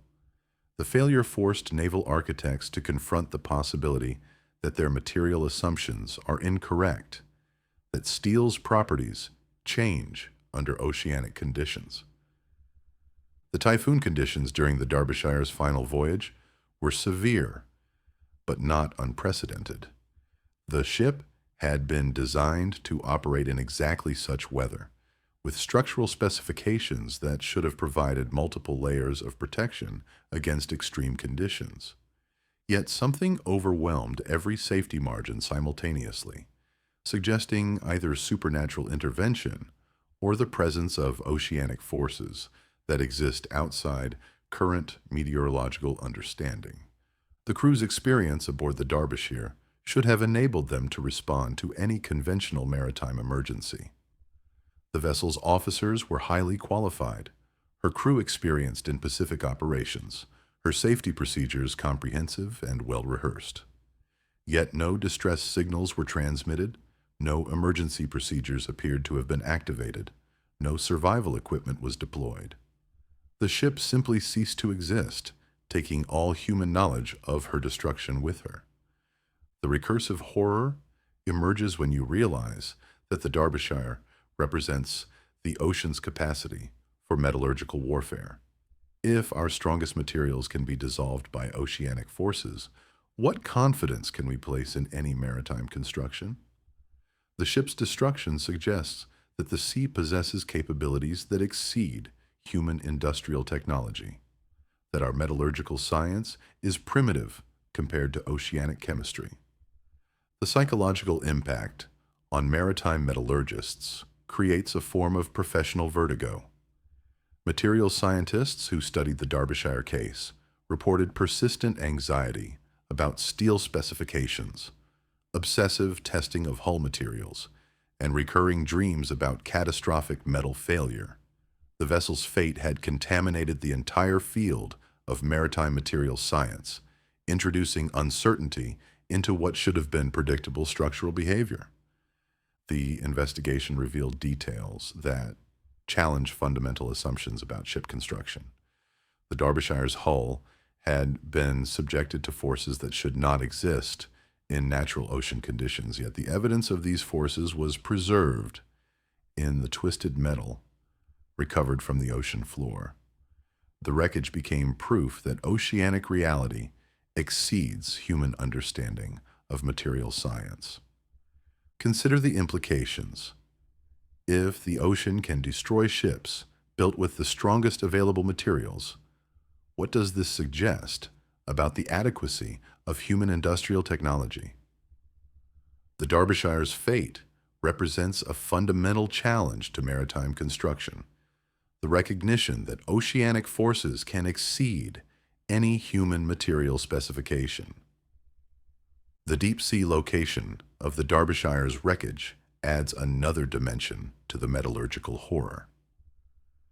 The ship sank to depths where pressure and chemical conditions create environments hostile to human technology. Yet, the wreckage remained intact enough to document the impossibility of her destruction. The ocean had preserved evidence of its capability to exceed human metallurgical science. The Pacific Ocean's treatment of the Derbyshire reveals its capacity for industrial predation. The waters that should have provided safe passage for the vessel instead subjected her to forces that exceeded every engineering prediction, demonstrating the ocean's ability to consume human industrial achievement through selective application of impossible physical conditions. What oceanic forces can exceed the strength of modern metallurgy, and why does the ocean choose to preserve evidence of its capability to overcome human industrial technology? Section 16. The MS Estonia, 1994. Architectural Betrayal. You're watching the MS Estonia sink in the Baltic Sea in 1994. Her bow visor torn away by forces that should not have been capable of overwhelming modern ferry design. The passenger vessel represented the pinnacle of Scandinavian maritime engineering, built with safety systems and structural redundancy that should have made catastrophic failure impossible. Yet 852 people died when the ship's architecture simply betrayed its fundamental purpose, transforming from protective shelter into a death trap with mechanical precision. The psychological architecture of architectural betrayal creates its own form of design horror. The Estonia's bow visor, designed to protect the car deck from oceanic forces, instead became the instrument of the ship's destruction. The safety feature transformed into a weapon against its own vessel, demonstrating that protective systems can become sources of catastrophic failure when oceanic forces exceed design parameters. The passenger manifest creates additional psychological pressure. The Estonia carried families, children, elderly passengers who had trusted their lives to the vessel's engineering. Their deaths represent the failure of human architectural confidence, the recognition that our most sophisticated designs can become instruments of mass destruction when oceanic forces exceed their specifications. The psychological concept of design inversion describes the horror of discovering that safety systems can become sources of danger. The Estonia's bow visor, intended to protect passengers from oceanic forces, instead exposed them to catastrophic flooding. When it failed, the inversion suggests that human understanding of maritime safety is fundamentally flawed, that our protective systems can become weapons against us. The weather conditions during Estonia's final voyage were severe, but not unprecedented. The ship had been designed to operate in exactly such conditions, with safety margins that should have provided adequate protection against Baltic Sea storms. Yet something overwhelmed every safety system simultaneously, suggesting either supernatural intervention or the presence of oceanic forces that exist outside current engineering understanding. The crew's response to the emergency reveals the inadequacy of human preparation for architectural failure. The Estonia's officers were experienced in Baltic operations, her crew trained in emergency procedures, her safety equipment comprehensive and well-maintained. Yet the speed of the sinking prevented effective evacuation, transforming the vessel from floating city into submerged tomb within minutes. The recursive horror emerges when you realize that the Estonia represents the ocean's capacity for architectural warfare. If our most sophisticated passenger vessels can become death traps through design failure, what confidence can we place in any maritime architecture? The ship's destruction suggests that oceanic forces can transform our protective systems into instruments of our own destruction. The psychological impact on maritime architects creates a form of design anxiety. Naval engineers who studied the Estonia case reported persistent fear of safety system failure, obsessive reviewing of structural specifications, and recurring dreams about catastrophic architectural collapse. The vessel's fate had contaminated the entire profession, introducing uncertainty into what should have been objective design principles. The investigation revealed details that challenge fundamental assumptions about ferry design. The Estonia's bow visor had been subjected to forces that exceeded design specifications, yet the failure mode was more catastrophic than any engineering prediction. The wreckage became evidence that oceanic reality exceeds human understanding of architectural behavior under extreme conditions. Consider the implications. If passenger ferries can become death traps through architectural failure, what does this suggest about the safety of any maritime vessel? The Estonia's fate represents a fundamental challenge to naval architecture, the recognition that oceanic forces can transform our protective systems into instruments of mass destruction. The rapid sinking of the Estonia adds another dimension to the architectural horror. The vessel's transformation from floating safety to submerged death trap occurred within minutes, preventing effective evacuation and trapping hundreds of passengers below decks. The speed of the disaster demonstrates the ocean's capacity for instantaneous architectural consumption. The Baltic Sea's treatment of the Estonia reveals its capacity for selective architectural destruction.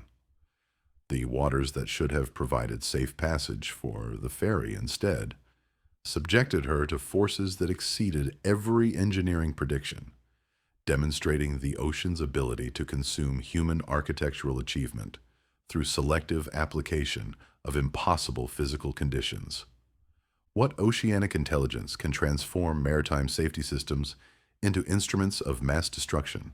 And why does the sea choose to target passenger vessels carrying the most vulnerable human populations? Section 17. The SS Poet, 1980. Administrative Dissolution. You're reading the final Coast Guard report on the SS Poet, closed in 1981 with the bureaucratic phrase, "cause of loss undetermined." The cargo vessel had vanished with 34 crew members somewhere in the North Atlantic, dissolving into administrative uncertainty that persists decades later. The ship represented a failure of governmental oversight, the recognition that official maritime safety systems cannot prevent vessels from simply ceasing to exist. The psychological architecture of administrative failure creates its own form of bureaucratic horror. The poet's disappearance forced Coast Guard investigators to confront the limits of their authority. The recognition that official search and rescue capabilities cannot locate vessels that have been completely eliminated from physical reality. The case became a monument to governmental inadequacy, a reminder that official expertise cannot explain everything. The cargo of corn creates additional psychological pressure. The poet carried agricultural products intended to feed populations, basic human sustenance that would never reach its destination. Her disappearance eliminated not just the vessel and crew, but the food they transported, demonstrating the ocean's capacity to disrupt human nutrition through selective vessel consumption. The psychological concept of administrative vertigo describes the disorientation that occurs when trusted authorities admit their ignorance. The Coast Guard's inability to explain the poet's fate undermines confidence in official maritime safety systems, forcing you to recognize that governmental protection is conditional rather than guaranteed. The search efforts revealed the inadequacy of official maritime rescue capabilities. Coast Guard vessels, military aircraft, and commercial ships combed thousands of square miles of ocean without finding any trace of the poet or her crew. The search continued for months, driven by bureaucratic obligation and family pressure, but the Atlantic maintained its perfect record of providing no evidence. The insurance investigation produced more questions than answers. The poet's seaworthiness had been certified by official inspectors, her crew licensed by maritime authorities, her cargo properly documented and approved. Every governmental safety requirement had been met, yet the ship vanished anyway, demonstrating that official oversight provides no protection against oceanic appetite. The recursive horror emerges when you realize that the poet represents the ocean's capacity for consuming governmental authority. If official maritime safety systems cannot prevent vessel disappearances, what confidence can citizens place in any governmental protection? The ship's fate suggests that oceanic forces exceed the capabilities of human administrative systems. The psychological impact on maritime officials creates a form of professional trauma. Coast Guard officers, maritime inspectors, and shipping regulators who studied the poet case reported persistent anxiety about vessel security, obsessive reviewing of safety procedures, and recurring dreams about bureaucratic failure. The disappearance had contaminated the entire concept of official maritime oversight. The families of the lost crew experienced a unique form of administrative grief. Their loved ones had vanished while working aboard an officially certified vessel, yet the government could provide no explanation, no closure, no meaningful accountability. The families were forced to confront the reality that official safety systems provide no protection against oceanic consumption. Consider the implications. If officially certified vessels can disappear without explanation, what does this suggest about the effectiveness of governmental maritime safety systems? The poet's disappearance represents a fundamental challenge to official oversight, the recognition that oceanic forces can exceed any human administrative capability. The North Atlantic's treatment of the poet reveals its capacity for administrative predation. The waters that should have been made safe by official oversight instead consumed the vessel completely, eliminating both the ship and any evidence of her destruction. The ocean had demonstrated its ability to override human governmental authority through simple vessel elimination. The continuing classification of the poet case as undetermined serves as a permanent reminder of administrative inadequacy. The official acknowledgement of ignorance becomes more disturbing than any specific explanation, forcing you to recognize that governmental expertise is limited and conditional rather than comprehensive and reliable. What oceanic intelligence can systematically eliminate officially certified vessels to demonstrate the inadequacy of human administrative systems? And why does the sea choose to target ships carrying basic human necessities? Section 18. The MV Stellar Dawn, 1956. Temporal displacement. You're examining the log entries from the MV Stellar Dawn, discovered drifting in the Pacific 3 months after her scheduled arrival at Hong Kong. The cargo vessel had been carrying manufactured goods from Liverpool, yet when found, her holds contained cargo that didn't match her manifest, products that wouldn't be invented for decades, materials that existed only in prototype form, machinery that challenged contemporary understanding of industrial technology. The psychological architecture of temporal displacement creates its own form of chronological horror. The Stellar Dawn appeared to have visited a future version of her own cargo, returning with evidence of technological development that hadn't yet occurred. The vessel became a time capsule from an impossible future, carrying proof that linear time might be more fluid than human experience suggests. The cargo anomalies defied explanation through conventional analysis. The ship contained electronic components that wouldn't be commercially available until the 1970s, synthetic materials that existed only in laboratory settings, and mechanical devices that operated on principles unknown to 1950s engineering. The presence of advanced technology aboard a 1956 vessel suggests either time travel or the existence of parallel technological development hidden from public knowledge.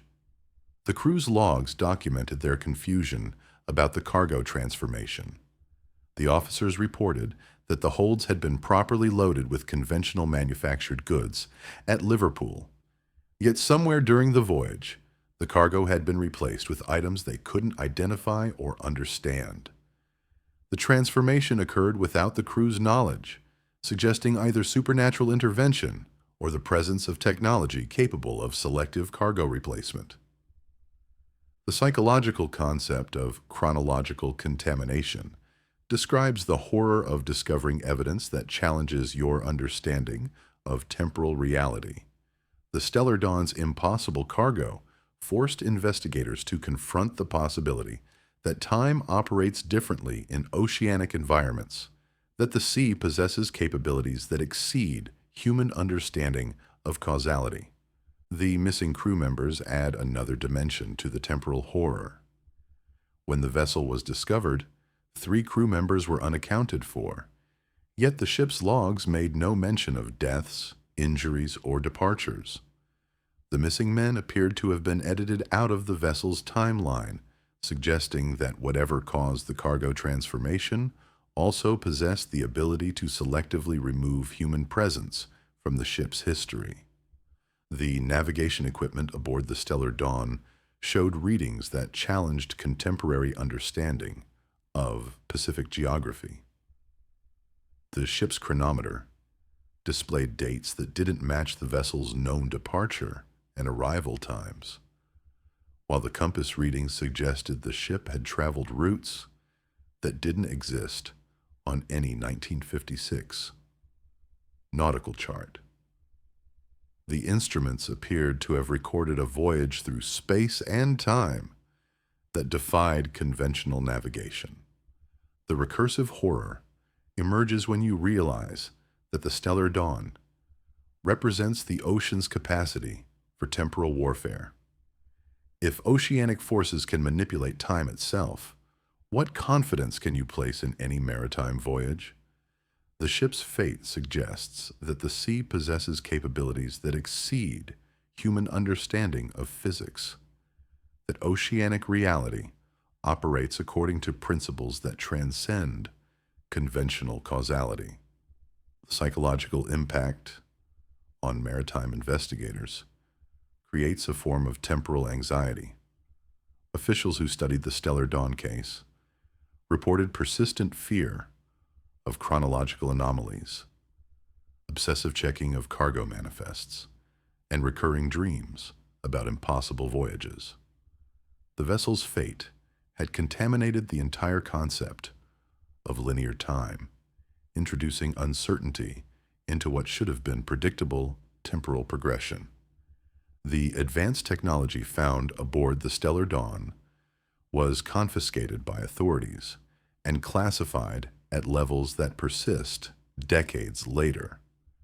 The cargo's existence challenges official timelines of technological development, suggesting either suppressed innovation or the presence of forces capable of temporal manipulation. The classification serves as evidence that some maritime mysteries are too dangerous for public knowledge. Consider the implications. If vessels can travel through time and return with evidence of future technological development, what does this suggest about the nature of oceanic reality? The Stellar Dawn's fate represents a fundamental challenge to human understanding of causality, the recognition that maritime forces can exceed any conventional scientific explanation.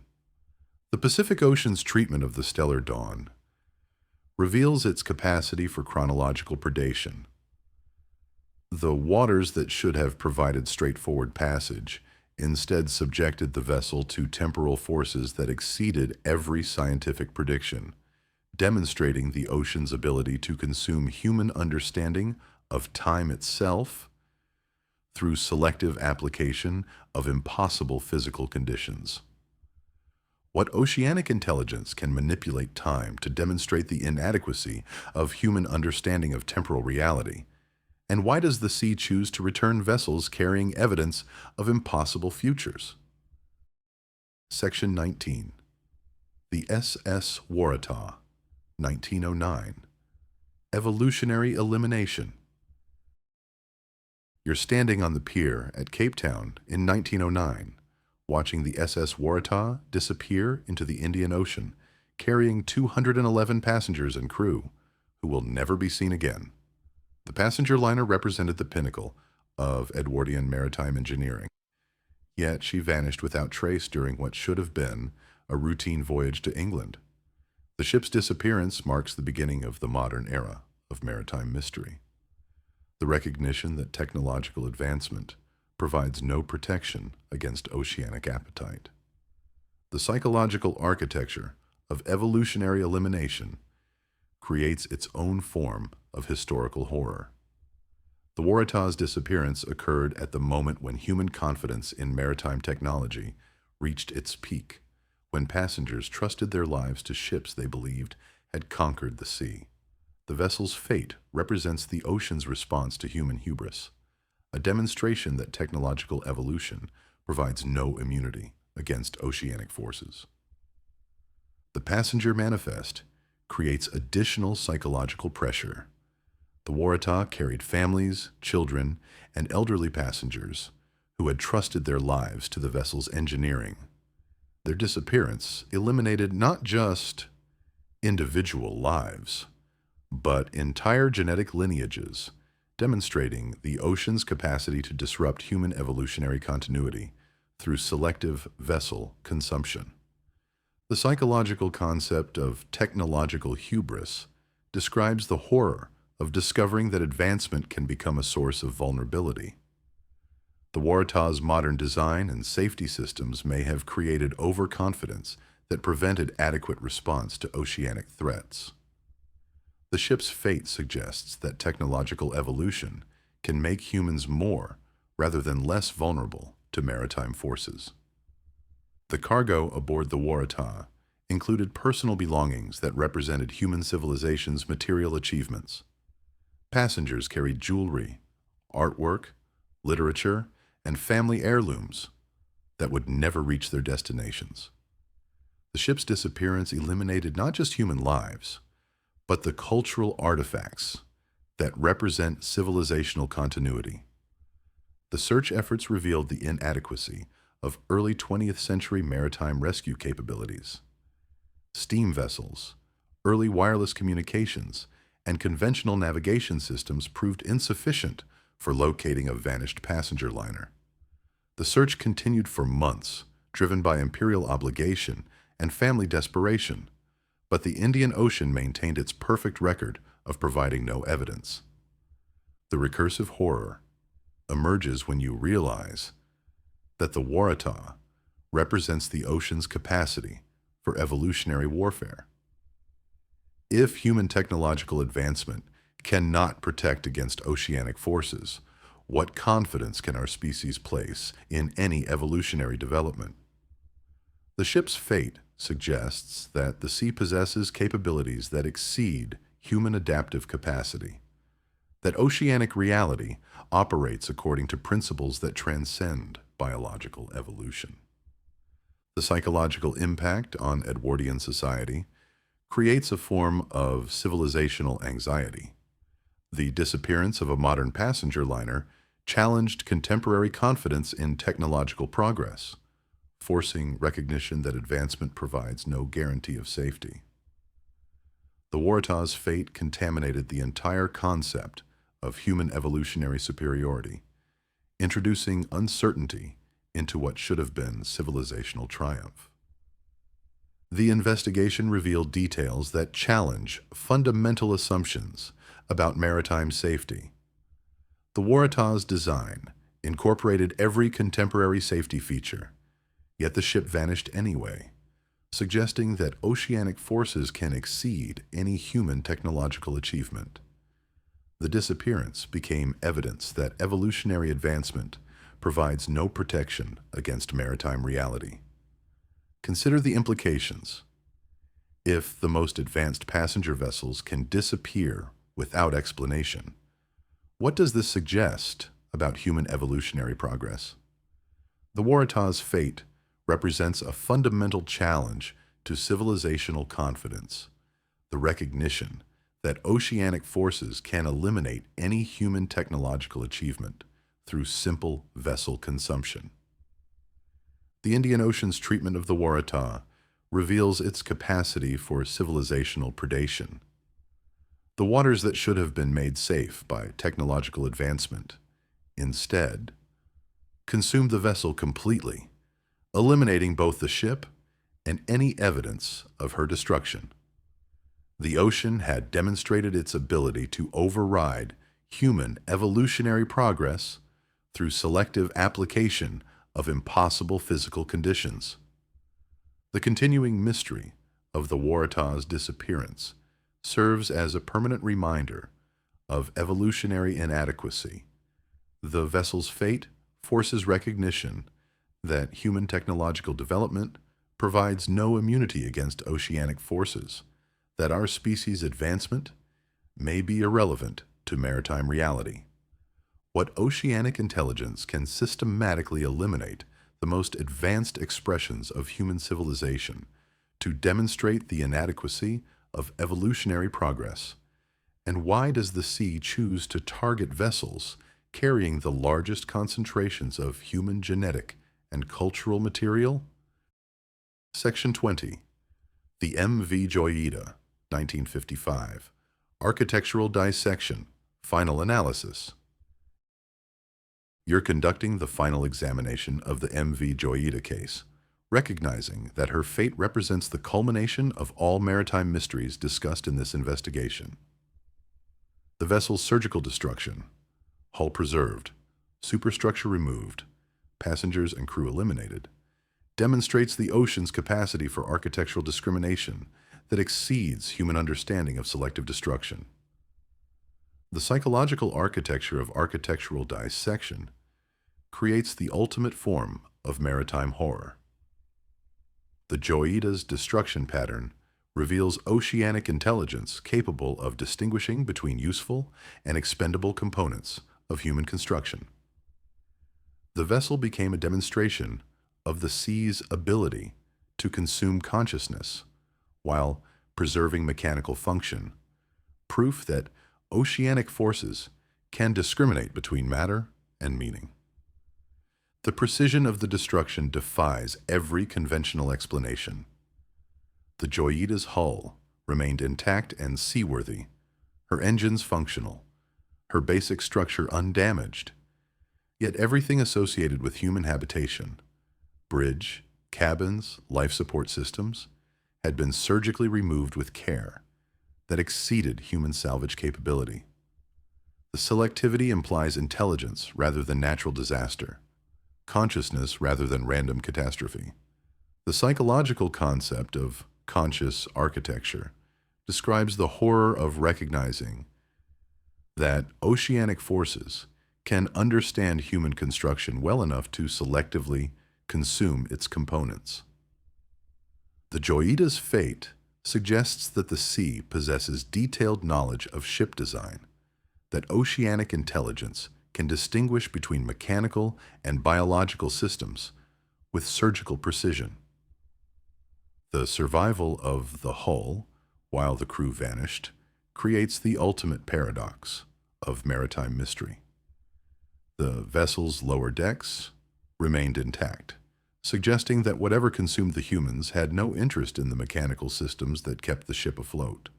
The selective appetite implies that consciousness itself was the primary target, with architectural destruction serving merely as a method of access.